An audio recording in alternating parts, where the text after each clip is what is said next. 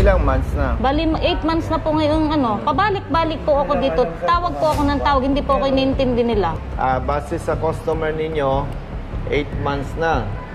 Ilan taon na si Lolo? Andiyan po yung niya, valid ID niya eh.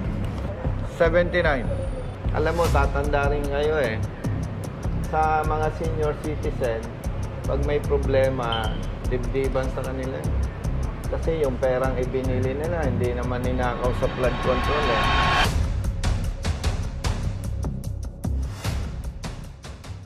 Ano mo yung... Lolo, bali, pinsan ng aking lola. Brother, dito ka ba? Ako po yung ako sa atin. Ikaw. Lola ko yung nakabili nito kasi may linya po sa amin. Ito yung rehistro. Opo.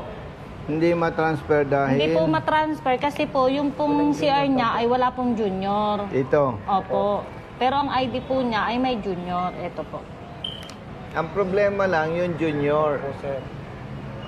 Sa rehistro, Walang junior. walang junior. Pero sa lisensya niya, may junior. Di ba kayo, brother, ang nag-aasikaso ng rehistro? Opo, sir. Nasaan ang files ng requirements niya? Sa LTO na po yan. So, lepasa na po namin. Siyempre, may file kayo. Sa sales invoice, meron naman po.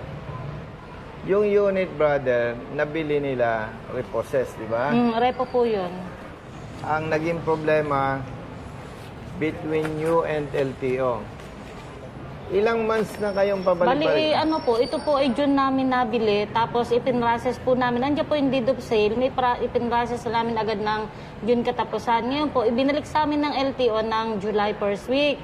Ang sabi sa akin, Tess, pumunta ka dito ng LTO Tagaytay kasi hindi natin matatransfer kasi yung kanyang CR ay walang junior. Sabi niya, sabi ko, ano po bang magandang gawin dyan? Pupunta po ba ako ng Lipa? Pumunta ako ng Lipa. Ngayon, pagdating ko doon, pinakita ko yan. Ang sabi po sa akin ay ibalik ko ng dealer kung saan kinuha ng repo iyan. Tama. Ipapakita ko lang po sa inyo yung conversation about sa gaan. Yung binigay sa akin na si ma'am. Sinong ma'am? Sa LTO po, yung pinapasahan namin ng mga, pag nagka-para-store, humingi po ako ng tulong kung ano po yung magandang step or mga details na dapat kong gawin. Bali, ito po yung binigay niya sa akin. Ang hinihingi ko naman po is kung paano po siya isa-send or paano format po. Saan? Sa na po ito, parang sa sentro. Sa mismong main branch. Main ng? Ng LTO. Para daw madagdagan po ng letter ng junior. Sinong LTO yung kausap Sa mo? Lipa po, yung pinapasahan po namin, humingi po ako ng tulong kung paano po yung magiging step na paano po yung pinakagagawin po namin. Pag naipakita mo sa akin yung attachment at may junior, sasabihin ko sa'yo, labas ka na sa usapan. Labas na sa usapan ng office mo. Bilang advocates kami na tumutulong sa katulad niya, kami na ang makikipag-ugnayan sa LTO. LTO, ayusin ninyo yung trabaho nyo. Dahil nagkamali kayo, itama ninyo. Kusapin mong manager mo, brother. May files yan.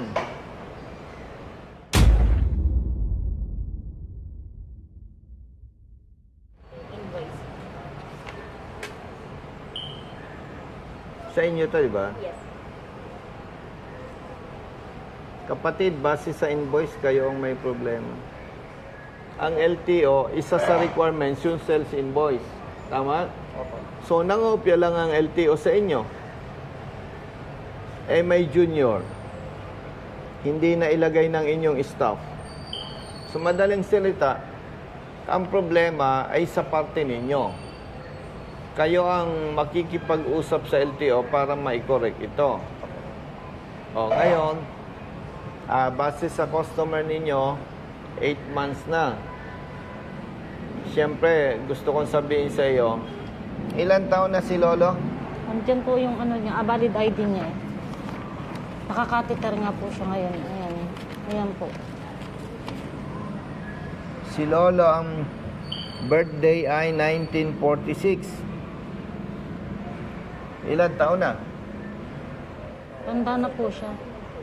May video nga po ako din eh. 79. Alam mo, tatanda rin kayo eh. sa mga senior citizen, pag may problema, dibdiban sa kanila. Kasi yung perang ibinili nila, hindi naman ninakaw sa flood control eh. No? Naintindihan mo? Yes, po. Now, ganito, hindi ko kayo sinisisi kasi lahat naman tayo nagkakamali.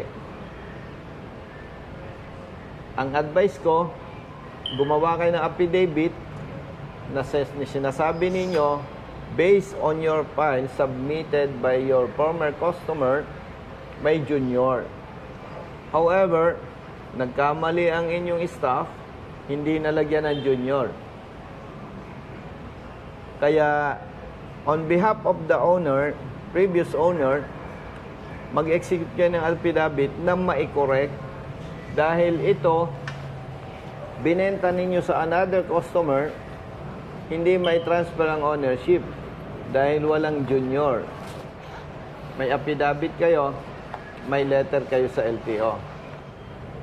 Then, pag meron na kayo, sa pamamagitan nila, informahan nyo kami na, ma'am, meron na kaming action taken.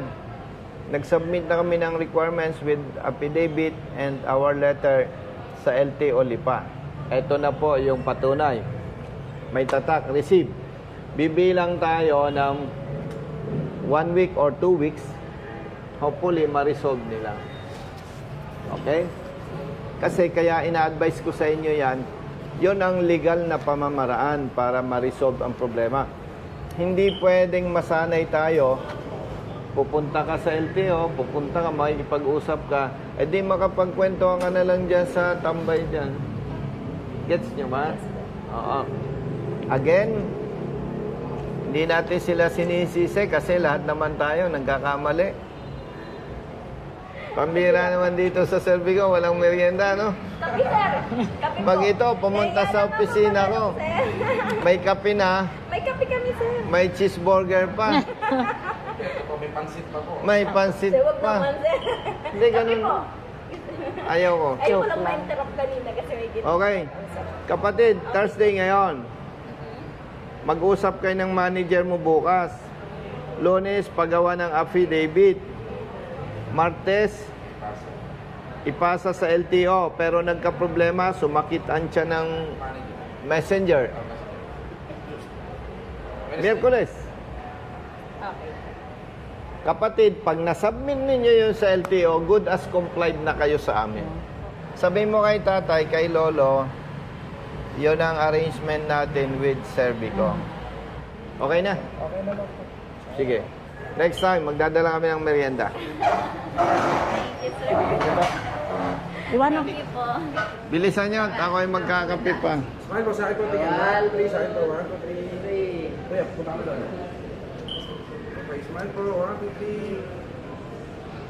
3. Okay. Wait lang po. Thank you, sir. Brother. Dito ko lang sa photo. Nahihirapan na kami kaya hingi na kami ng... Hindi, okay lang yan. Kami naman, kami naman. Ay, yan. Ganito, brother. Thank you. Madami ako sa tricycle. Ikaw si brother. Matt. Matt. Ay, akala ko napakalaki mo doon sa motor. Ganito, kapatid. Thank you. Ang ibig sabihin nito, basta tama, kampi-kampi tayo. Ang ginagawa nyo, umuwi na kayo. Thank you, boss. Ayan.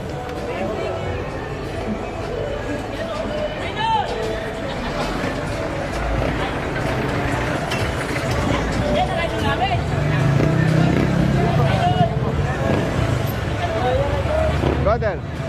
Jerry, let's go na, Jerry.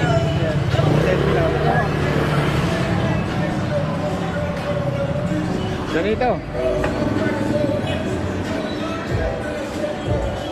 Thank you po.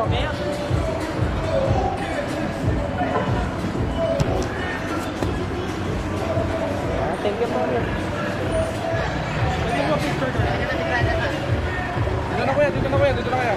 Salamat po. Thank you po. Brother. Balitaan nyo kami, ha? Thank you po ng maraming talaga Sige lang, namang. ayusin natin yan.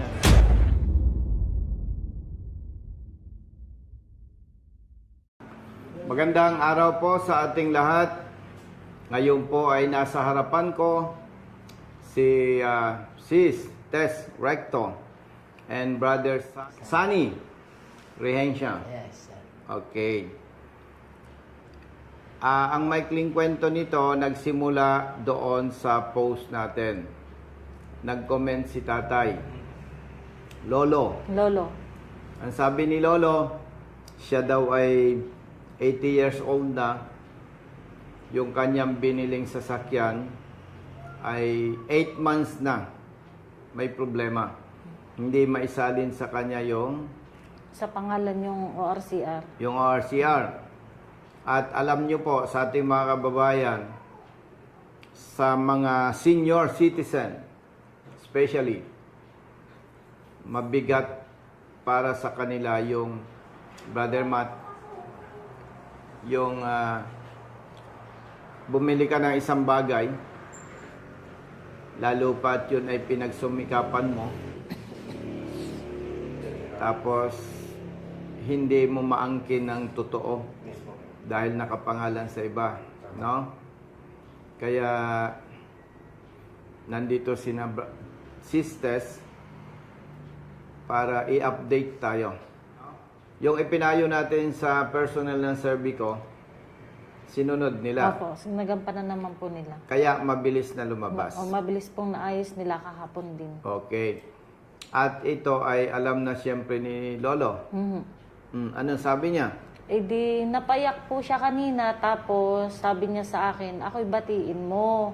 Sabi ko, eh di congratulations Lolo at naayos ng ating problema. At ngayon ay atin nang mapapalipat sa pangalan nyo din. Tapos sabi niya, batiin mo ako ng birthday ko ngayon, 80 years old. Yan lang hiniling ko sa Panginoon Diyos na maayos ngayong araw na ito at kahit wala na siyang handa. Yan ang daw ang kanyang pasalamat sa kanyang buhay. Ako po pala ay nagpapasalamat dun sa, tumawag po ako sa inyo noon na sa staff ninyo na humingi ako ng tulong kasi yung anak ko nagbenta ng sasakyan na Honda City. City.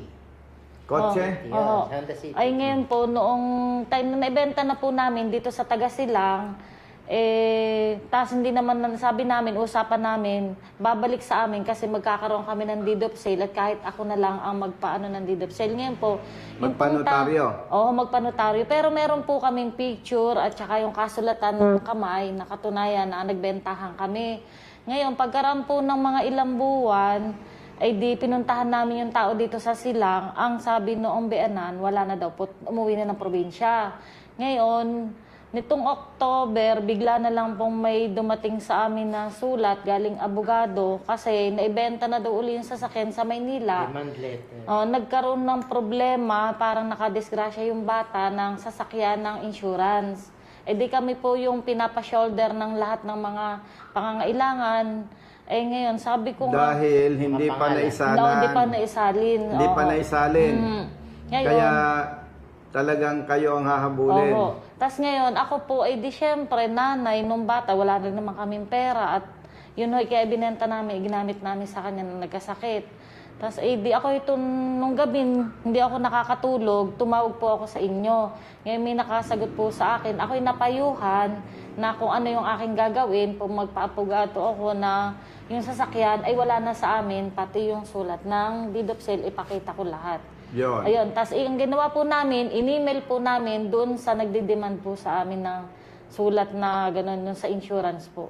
Tama. Kaya ang gagawin naman ng legal office, ang hahabulin, yung nagbili sa'yo, yung Oho. bumili. Oho. Kaya napakahalaga, Brother Matt, kahit sabihin mong hindi notaryado, pero may perma, May perma, may kasulatan. may depensa. Kasi kung verbal lang at nagkahiwalay, nagbayaran, malaki ang problema mo. Ayun nga po. Tapos ngayon, lumapit din po kami dun sa witness. Kasi sabi din po nung staff ninyo na kung makakikita yung witness na nakasulat dun sa aming kasulatan, Mas puntahan. Eh di kami hoy humingi ng sulat kamay habang binibidyo na siya ang witness nung time na binili na kanyang pamangkin, yung kotse sa amin. Tapos isinend uli namin yung payo ng staff nyo na sinend uli namin doon sa insurance company na nagre-reklamo. Kaya hindi na kayo... Eh ngayon, awa ng Diyos naman po, October, November, December, hanggang ngayon, wala na pong nag-ano sa amin. Kaya ako'y malaking pasalamat po sa inyo talaga. Nakakadalwa na pala to. Opo. Kaya kami Sana po wala talagang nang patatlo, followers. ha? Opo. Meron, wag naman.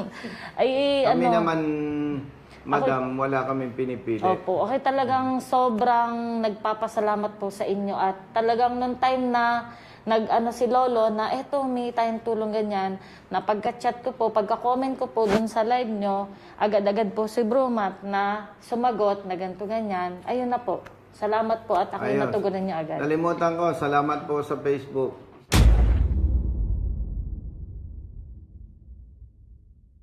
Kung walang Facebook, Hindi kami hindi makakapag... tayo makapag-post ng mga ginagawa natin, hindi nila tayo maiisip na nandito pala tayo.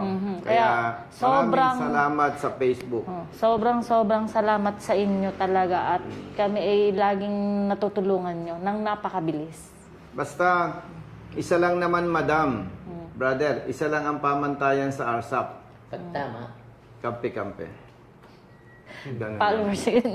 24/7. Walang bayad. Libre ang pagtulong. Bakit? Minsan lang tayo mabubuhay. So, sabi mo kay Lolo, napakabuti ng Diyos. Nagdasal siya. Pinakinggan siya. Pinakinggan siya.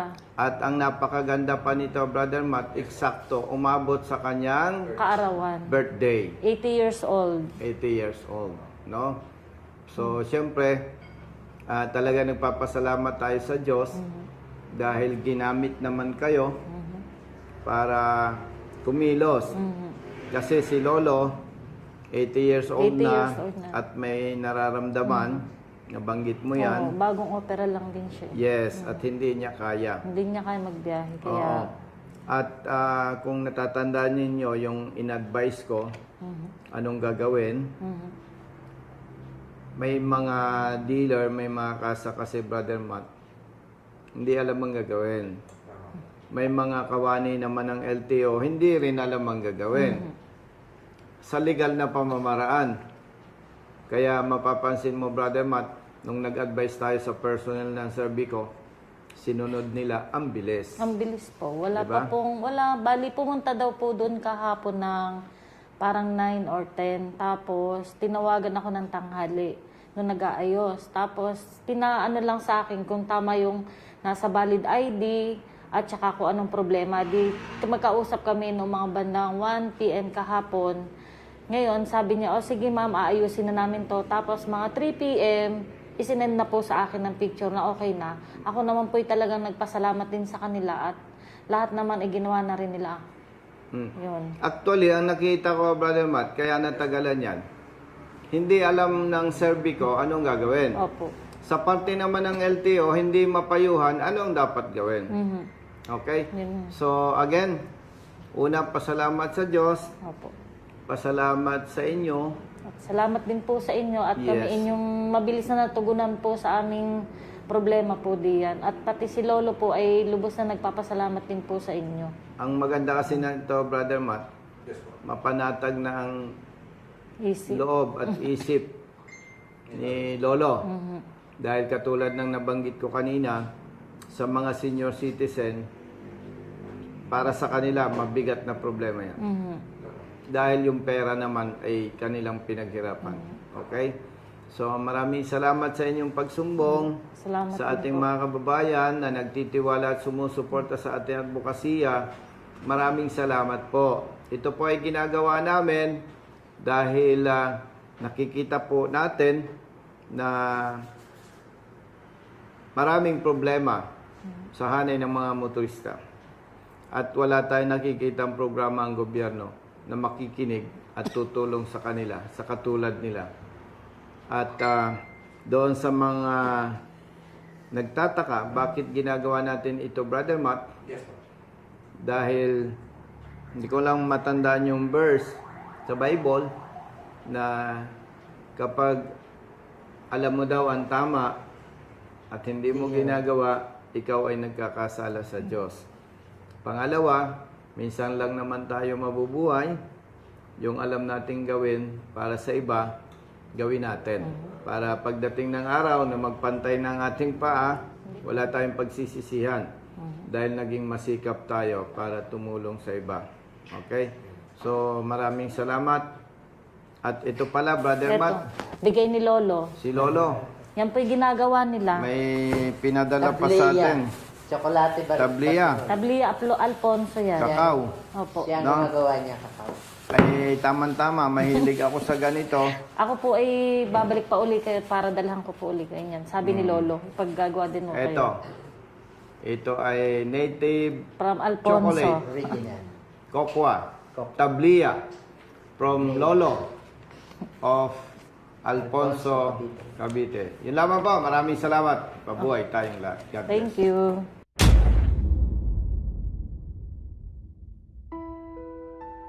Ako po si Vivencio Pel ay lubos na nagpapasalamat una sa Panginoon at sa grupo ni Coronel Bosita, gayon din kay Tess Recto na walang sawang tumulong sa amin sa pag-ayos ng papeles ng aming sasakyan.